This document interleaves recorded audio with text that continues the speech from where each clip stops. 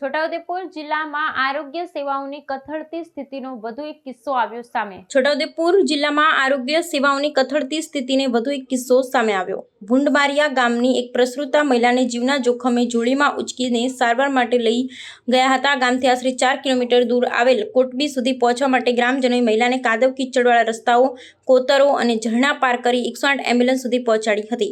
છોટાઉદેપુરના ક્વાંટ તાલુકાના ભૂંડમારિયા ગામની એક મહિલાને આજે વહેલી સવારે પ્રસૂતિની પીડા ઉપડી હતી, પરંતુ ગામમાં રસ્તાનો અભાવ હોવાથી 108 આવી શકે તેમ ન હોવાથી 108ને ફોન કરી 4 કિલોમીટર દૂર કોટબી બોલાવવામાં આવી હતી. ત્યારે બીજી બાજુ પ્રસૂતા મહિલાના પરિવારજનો કાપડની જોડી બનાવી મહિલાને જોડીમાં સુડાવી ઉંચકી અને ચાલતો કોટબી સુધી જવા નીકળ્યા.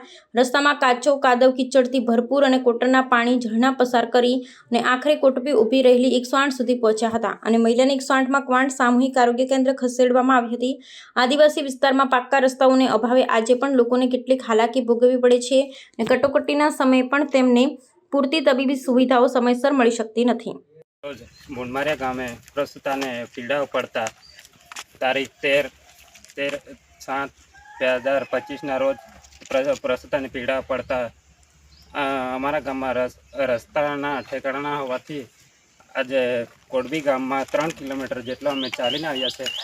તો સરકારશ્રીને એટલું નિવેદન છે કે અમારા રસ્તા સારા કરી આપે તેવી અમારે સરકારશ્રીની માંગ છે.